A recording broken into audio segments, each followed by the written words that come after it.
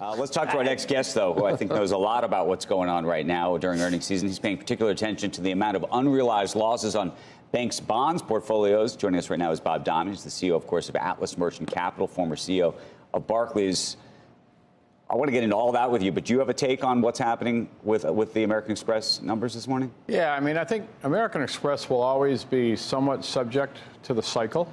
And my own view is travel is really picking up. I really see it. But to me, about American Express, it's really the structural. I think the brand is incredible. I'm a big fan. But I always say this, leadership matters. I mean, Steve Squeri is a really, really good CEO, very focused, and I'd be a big fan of American Express. I'm not surprised it provisions up a bit, I mean, in this cycle. So if they say they're going to meet full year guidance. Playing that golf tournament, don't you? All right. Playing that golf tournament, the American Express golf tournament. You just said... I played a few golf tournaments. You said Squeri's a really, really good CEO. That's unrelated to your invite. Totally unrelated to my personal view. Just in the interest of full disclosure. Joe, how can you? The interest of full disclosure. That's all. Right. No, kidding. Bob, help us here with the banks, though, because I think we're all trying to figure out what's happening with the regional banks, with the deposit base of these banks, and with the higher costs that a lot of them are going to have, and maybe some of the losses that they're going to be taking along the way. Yeah. Listen, I think the banks are going to be fine, the big banks. The big banks are going to be fine, but the question is, why have the regionals not sold, not raised capital? Then there seems to be some kind of strange game of chicken going on, where the big banks don't want to actually buy them because they think it's still a falling knife. And if you're an owner of one of the smaller banks, you think, I've just gotten killed. My stocks have gotten knocked off. Is there any incentive for me to sell at this price or to take money at this price? Listen, last time I was on, I mentioned this, which is we think there's a great opportunity in regional and specialist banks over time. There's no question about their importance to the U.S. economy. We've talked about that. But who's going to invest until there's clarity on what's the policy change in terms of deposit guarantees and the level of deposit guarantees? Okay, so now we go back to that debate. Do you believe, and this goes to what Steve Leisman was talking about earlier, do you believe that deposits are guaranteed effectively? The U.S. government's doing this in perpetuity?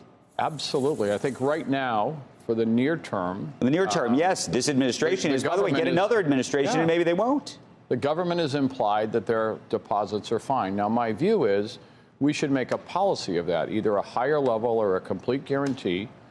It's all funded throughout the banking system, FDIC and the insurance, and you still put at risk all the investors, whether they're equity or unsecured debt. What's the cost of doing that? Meaning some of these smaller banks are going to say, I don't want to pay for this insurance. Listen, I think whether it's a higher level or complete and it's funded through the banking system, I think it's good for the banking system. So I think it will be it's almost like a no-brainer to me. We're kind of already there. The Fed and the Treasury have implied that they're guaranteeing. We might as well put policy in place. Behind the scenes, what's happening to take that next step then?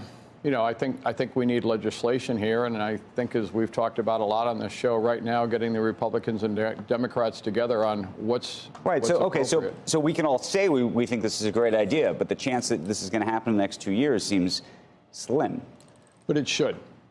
And I think the other thing with the regional and specialist banks is they face both structural issues and cyclical issues away from the deposit insurance. And as we all know, commercial real estate is one of the areas that most analysts would say we're somewhat worried about in terms of the impact of the cycle on them. And there's a significantly higher percentage of the asset base of regional and specialist banks as loans, and a higher percentage of that tends to be commercial real estate. So we really do have some structural and cyclical challenges. But the commercial real estate, we hear from a lot of people who are big in commercial real estate that, look, there's such a problem that there is going to be something that is needed, some either government help or forcing the banks to renegotiate on terms for a lot of these leases. You see people, like places like Brookfield, walk away in Washington, D.C. from a dozen properties just this week. You saw them walk away from a couple of big properties in Los Angeles. Is this a situation that you think is so structural that it will require either help or some sort of a program from the government? Or do you think this is a situation where there's just going to be big haircuts and other private money will come in to buy those properties at much lower rates? Listen, I am no expert in real estate or commercial real estate, so I'm kind of following the trends. But it seems clear that most analysts are saying one sector of the economy that's been impacted by COVID and the changes in workplace and all that is commercial real estate. And then when I think about the regionals and the specialists, I recognize that there's a structural issue there, Becky, which is their business plan, their business model, particularly with community banks, is much more dependent on the local economy. And so much of that lending is to commercial real estate. So I'm not saying that that's wrong.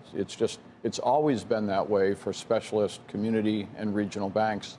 And if the analysts are correct, which is this is a tougher cycle for commercial real estate, it's going to impact those banks more. So it's a serious structural problem. But this is the great thing about the U.S. economy and the U.S. financial system is there's probably a lot of money looking to come in on the dip. But I think what I'm asking, though, is you talk about the dip. If you're First Republic Bank, you're in the management of that company, do you want to sell to somebody at this price at $13.85 when the price was over $100? Was it $150? Absolutely not. And so what's the incentive to actually create that kind of deal? I don't think, Andrew, I'll go back to what I said. I think for serious money to come in at, kind of good levels for the bank, it's going to take some clarity on the policy around deposit insurance. Right. That's the single most important thing. And I think today I'm not worried about depositors. Most people aren't, but it's implied as opposed to policy. We need policy here. Bob Diamond, always great to see you. Thank you, sir.